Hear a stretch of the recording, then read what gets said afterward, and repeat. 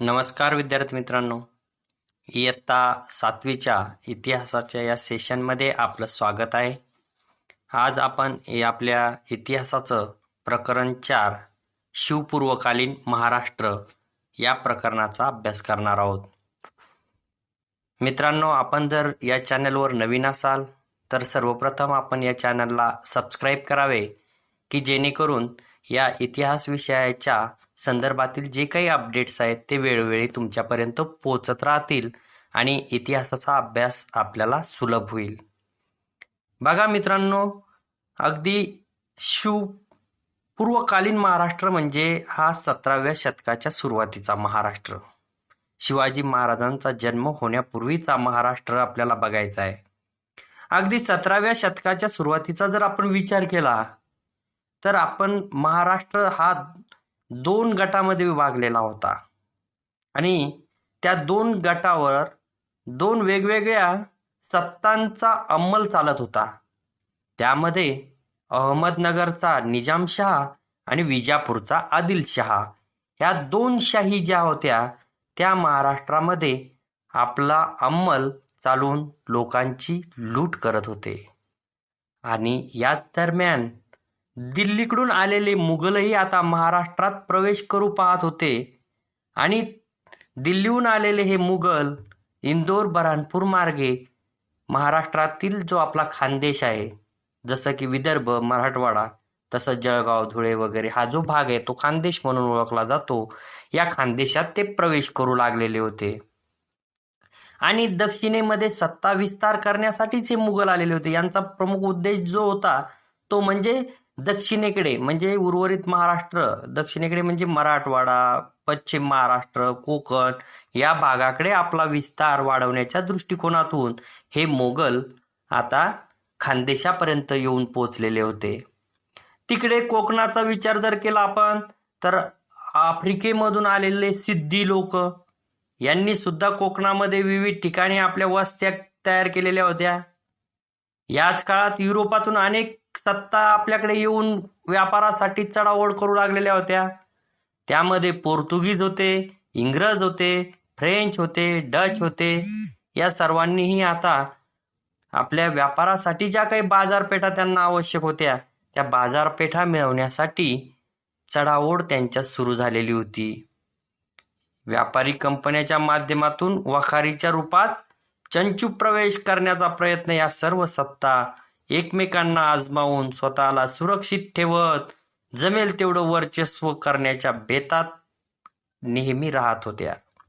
आणि मग यांच्यातले जे काही संघर्ष होते या संघर्षामध्ये आपले लोक सुद्धा गोवल्या जायचे आणि जी आपली अस्थिरता, जी सामाजिक सुरक्षितता होती, जी सामाजिक शांतता होती समाजामध्ये ती कुठेतरी भंग पाहू लागली. महाराष्ट्रात अस्थिरता, असुरक्षितता निर्माण होऊ लागलेली होती.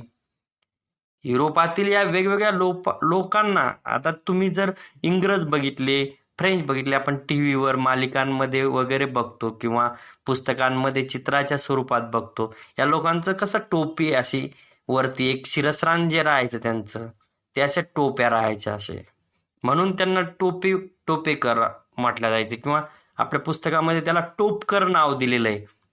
म्हणून त्यांच्या शिरस्त्राणावरून त्यांनी जे आपल्याकडे कसं की गांधी टोपी वगैरे घालतात, फेटे घालतात, तसं ते त्यांचे जे काही शिरस्त्राण होतं त्यावरून या लोकांना टोपकर म्हणायचे.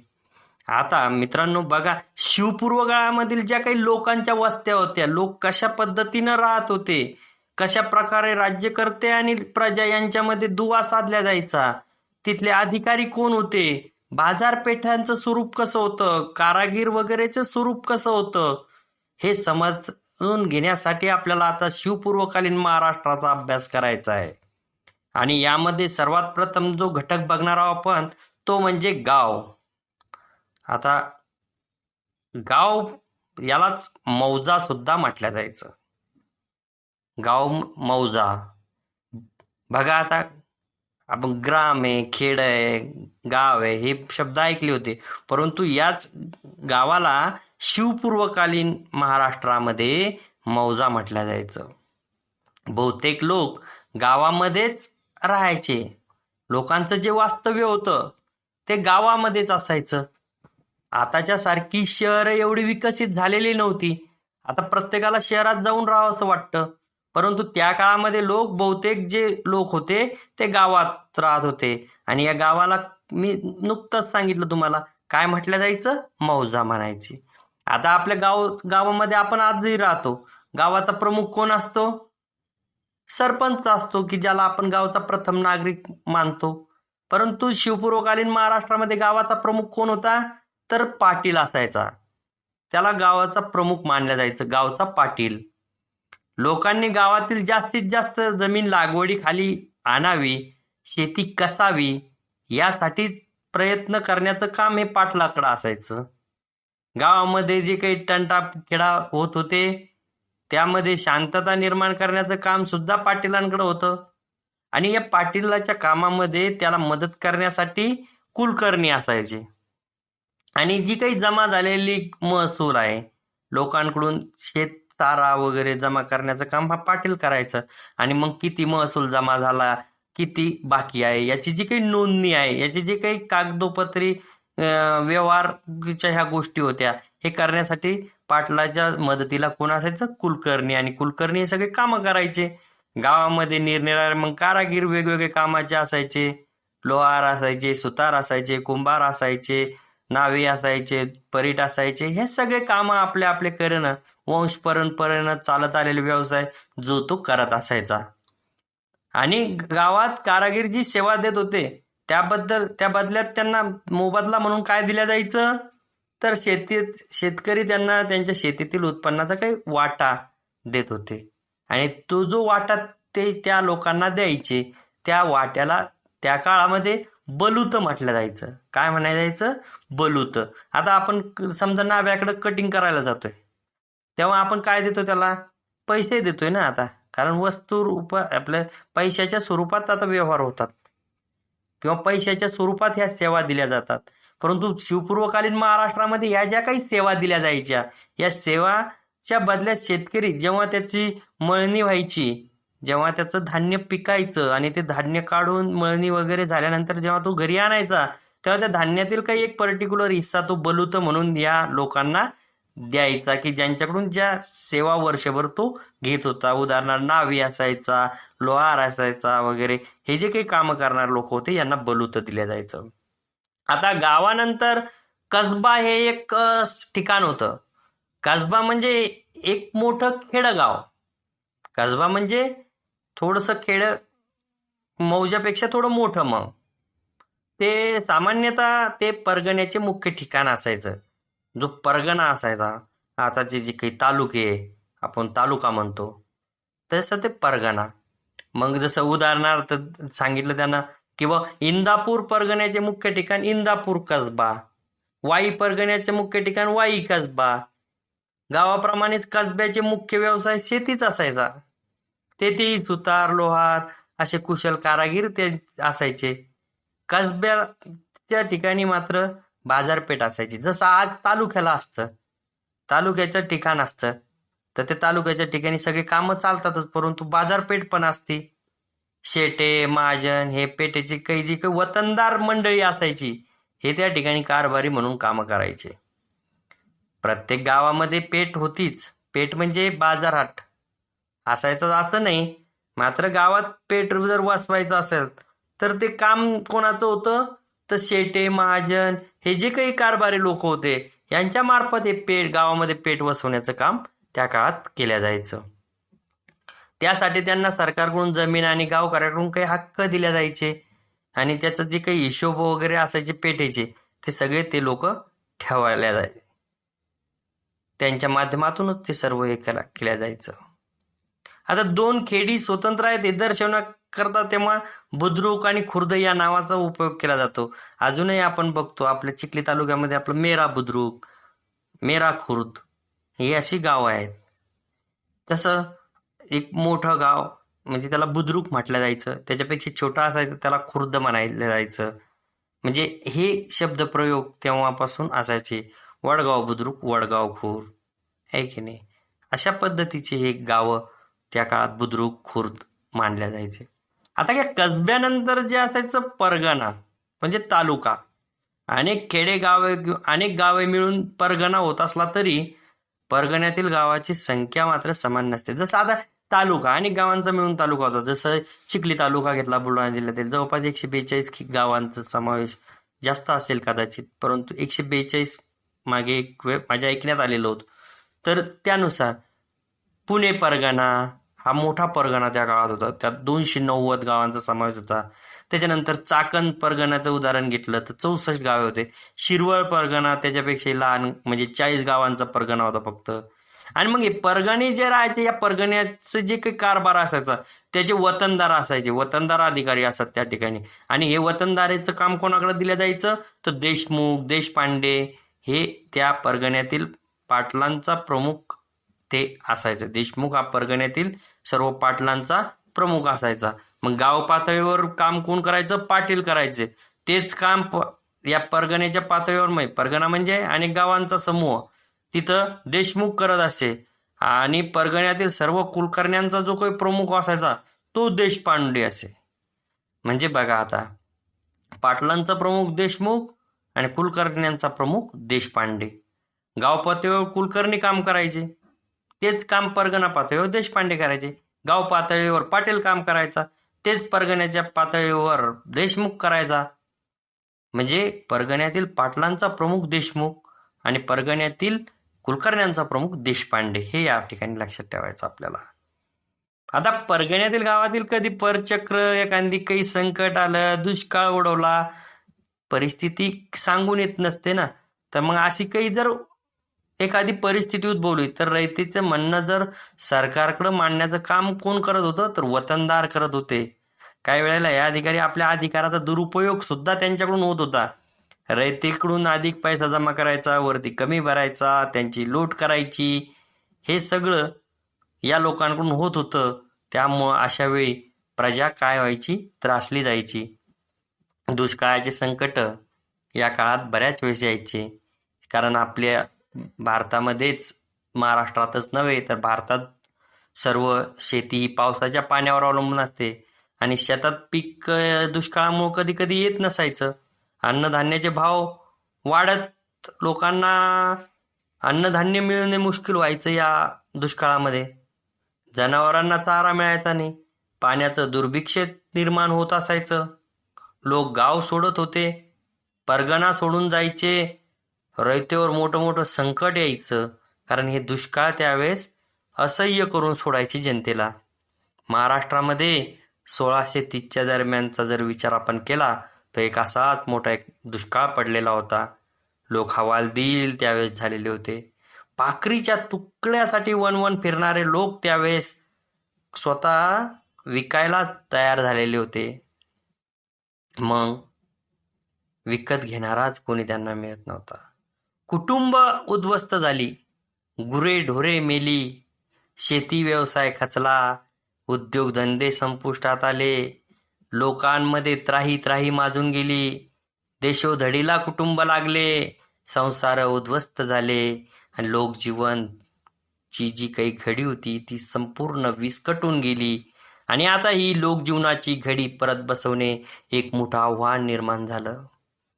आता याच काळात वारकरी पंथांचं सुद्धा कार्य होतं. अंधश्रद्धा, कर्मकांड त्यावेळेस लोकांच्या मनावर खूप खोलमध्ये रुजलेल्या गोष्टी होत्या. ज्या काही सुपरस्टिशन्स होत्या, लोकांच्या अंधश्रद्धा होत्या, त्यामध्ये समाज हा ऋतून पडलेला होता. प्रयत्नशीलता पूर्ण थंडावली होती. ऍक्टिव्ह लोक नव्हते, कार्यवादी नव्हते, दैववादी झालेले होते, दैवाच्या आरी गेले होते. रयतेची स्थिती फार हलाखीची झालेली होती आणि त्यांना एक चैतन्य या समाजामध्ये निर्माण करण्याचं काम महाराष्ट्रामध्ये संतांनी केलेलं आहे. त्यामध्ये आपण सांगायचं म्हटलं तर संत नामदेव आहेत, संत ज्ञानेश्वर आहेत, संत चोखोबळा, संत गोरोबा, संत सावता, नरहरी, संत सेना, संत शेख मोहम्मद, अशा अनेक संतांनी या लोकांमध्ये चैतन्य निर्माण करण्याचं काम केलं. त्यामध्ये स्त्रिया सुद्धा आघाडीवर होत्या.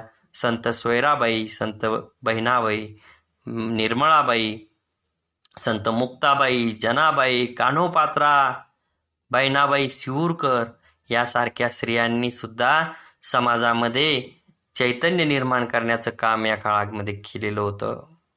आता आपण एका संतांचा थोडासा परिचय सुद्धा या ठिकाणी करून घेणार आहोत. बघा, संत नामदेव हे वारकरी संप्रदायातील एक महान संत म्हणून त्यांना या वारकरी संप्रदायात मानाचं स्थान आहे. कुशल संघटक म्हणून त्यांची ओळख, उत्तम कीर्तनकार. नाना परी नामदेवांनी आपल्या वाणीतून नाना परी लोकांचं उद्बोधन करण्याचं काम केलेलं आहे.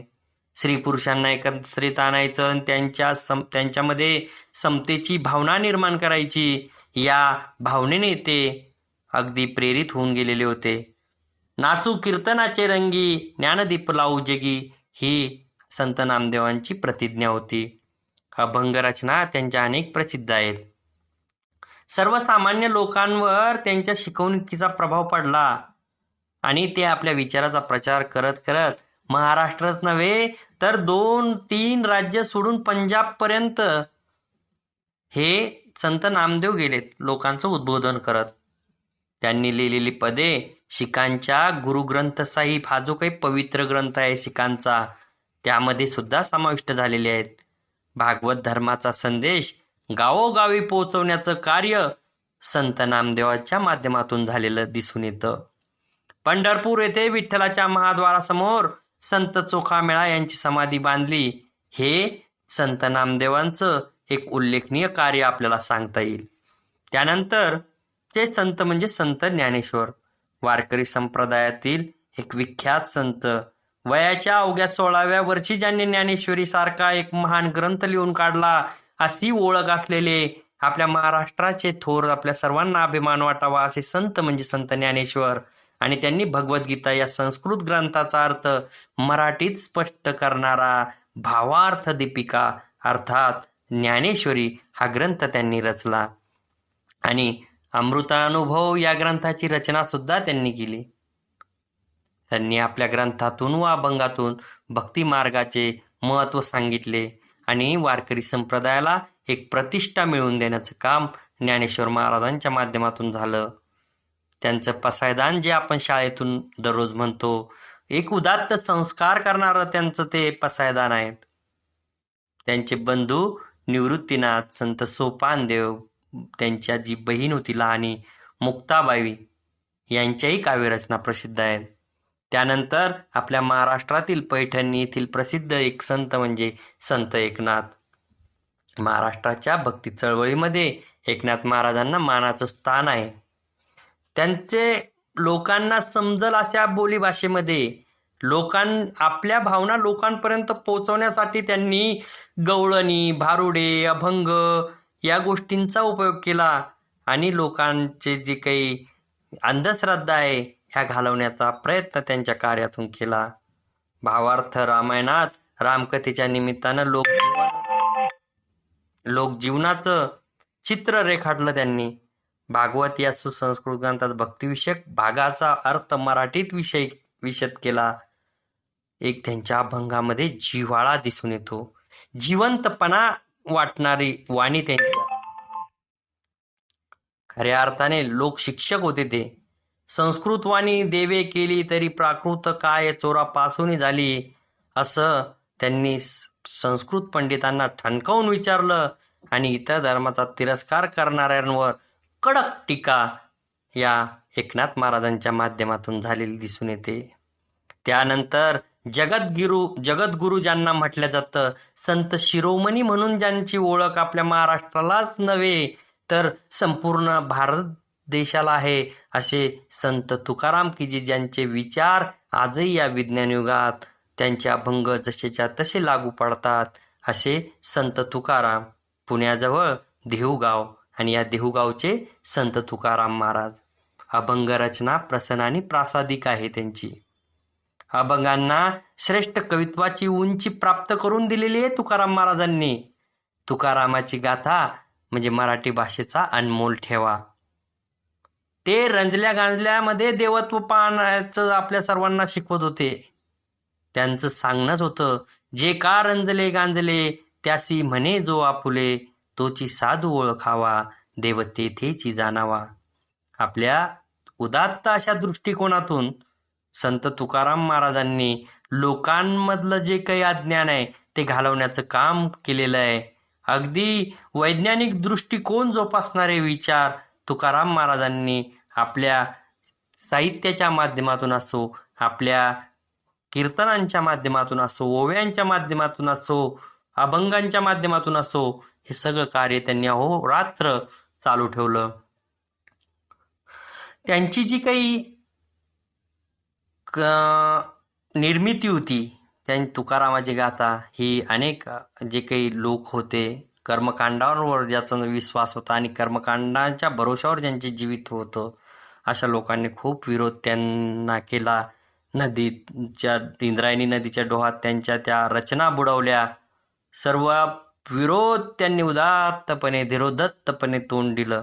संत तुकारामांचे शिष्य आणि सहकारी विविध जाती जमातीचे होते. नावजी माळी, गवनर शेठ वाणी, संताजी जगनाडे, शिवबा कासार, बहिणाबाई शिवूरकर, माजी पंत कुलकर्णी, ही बरीच मंडळी वेगवेगळ्या समाजातून आलेली.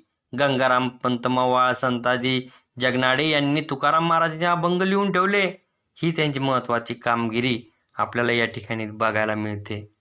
आता संत कार्याची जी काही फलश्रुती होती ती बघूयात. संतांनी लोकांना समतेचा संदेश दिला, माणुसकी आणि मानवता धर्म शिकवला, एकमेकांवर प्रेम करावे, एकत्र यावे, एकमेकांचा तिरस्कार करू नये, आपण सर्व एकाच परमेश्वराची लेकरे आहोत, असा एक आत्मविश्वास महाराष्ट्रातील लोकांमध्ये निर्माण करण्याचं काम संतांनी केलं. आणि समाजात धर्माची अवनती झालेली जी होती त्यातून समाजाला बाहेर काढण्याचं काम या संत मंडळींनी त्यावेळेस केलं. संतांनी समाजाचं रक्षण केलं, धर्माचा खरा अर्थ सांगू लागले, लोकांमध्ये राहून त्यांचे सुख दुःख समजून घेऊ लागले. आणि अशा वेळी काही कर्मठ लोक त्यांना विरोधही करत होते. परंतु तुकाराम महाराजांनी खूप छान सांगितलं, तुका म्हणे तोची संत सोसी जगाच्या आघात. अरे संत तोच आहे ज्याला जगाच्या आघात सोसावे लागणार आहे. जगातले लोक त्याला विरोध करणार आहे, ते विरोध त्याला तोंड द्यावं लागणार त्या विरोधाला. म्हणून खऱ्या संताचं लक्षण सांगताना तुकाराम महाराजांनी खूप छान ओळ मांडलेली आहे. आणि ती म्हणजे तुका म्हणे तोची संत सोशी जगाचे आघात. शास्त्री असेल, पंडित असेल, यांच्या अवघड भाषेतील जो काही धर्म होता तो सर्वसामान्याच्या भाषेत लोकांना सर्वांना कळल अशा भाषेत आणण्याचं काम या संतांनी केलेलं आहे. दैनंदिन व्यवहाराच्या भाषेत परमेश्वराची आळवणी त्यांनी केली. परमेश्वरापुढे सर्व समान आहेत अशी भूमिका मांडणारे कोण होते तर संत होते. अहो त्यांनी काम करा, कुठंही जाण्याची गरज नाही, तुमचं काम करून तुम्ही देवाची प्रार्थना करू शकता. भक्ती करत असताना आपली कर्तव्य कर्म त्या लोकांनी सोडली नाहीत. त्याचे उदाहरण आपल्याला बघायला मिळते. सावता महाराज, कांदा मुळा भाजी अवघी विठाई माझी. शेतात काम करत असताना त्यांनी आपलं जे काही परमार्थाचं काम होतं ते चालू ठेवलेलं होतं. असे आपल्याला जी शिकवण आहे, नैतिकता ज्यांनी शिकवली ते संत. रामदास स्वामी सुद्धा एक महान संत त्या काळातले. मराठवाड्यातील जामगाव हे रामदास स्वामींचं मूळ गाव. बलोपासनेला महत्व दिलेलं होतं. शरीर सदृढ, sound mind in sound body जे अरिस्टॉटल म्हणतोय, त्याचं पूर्वी अरिस्टॉटलच्या अगोदर कोण मांडलं मत? रामदास स्वामी. बलोपासना महत्व आहे. आणि त्यांचं एक महत्वाचं वाक्य म्हणजे मराठा तितुका मिळवावा, महाराष्ट्र धर्म वाढवावा, हा त्यांचा संदेश खूप प्रसिद्ध आहे. दासबोध, करुणाष्टके, मनाचे श्लोक या साहित्याच्या माध्यमातून जनतेला व्यावहारिक शिक्षण, जे शिक्षण जनतेला दिल्या जायचं त्या काळात, ते अंधश्रद्धेचं शिक्षण होतं. अंधश्रद्धेला खतपाणी घालणारे शिक्षण होतं. परंतु व्यावहारिकतेचं शिक्षण लोकांना देण्याचं काम जर कोण केलं असेल तर रामदास स्वामींनी केलं. समर्थ संप्रदाय स्थापन केला आणि चाफळ हे या संप्रदायाचं केंद्र होतं. रामाच्या हनुमानाच्या उपासनेचा प्रसार त्यांनी आपल्या कार्यातून आणि प्रवासातून आपल्या कीर्तनातून, आपल्या साहित्यातून ज्या ज्या ठिकाणी शक्य आहे त्या त्या ठिकाणी त्यांनी हा प्रसार करण्याचं कार्य आपल्या संबंध आयुष्यभर केल्याचं दिसून येतं. म्हणून रामदास स्वामी यांचे योगदान या वारकरी संप्रदायासाठी महत्वाचं ठरतं. आता पारतंत्र्यातील स्वातंत्र्याच्या प्रेरणा शिवपूर्वकालीन महाराष्ट्रामध्ये काय होतं? राजकीय, सामाजिक, सांस्कृतिक इत्यादी प्रकारची स्थिती ही सामान्यतः अशी होती. या काळामध्ये मी तुम्हाला सांगितलं महाराष्ट्र आदिलशाही, निजामशाही या सत्तांच्या नियंत्रणाखाली होता. त्यामुळे स्वतंत्रता नव्हतीच. आणि असे असले तरी काही व्यक्ती आणि विचारधारा स्वातंत्र्याची स्वप्ने पाहत होत्या. अशा स्वराज्य संकल्पक मानल्या जाणाऱ्या शहाजी राजे भोसले यांचं जे स्थान आहे ते अग्रस्थानी मानलं जायचं. आणि पुढे आपण बघणार आहोत पुढील इतिहासामध्ये काय काय या स्वप्नांना कशा प्रकारे प्रत्यक्षात उतरवण्यासाठी त्यांनी प्रयत्न केले. ठीक आहे मित्रांनो, तर अशा प्रकारे आज आपण आपला शिवपूर्वकालीन महाराष्ट्र या घटकाचा आज अभ्यास केलेला आहे. व्हिडिओ आवडला तर नक्कीच याला लाईक करा,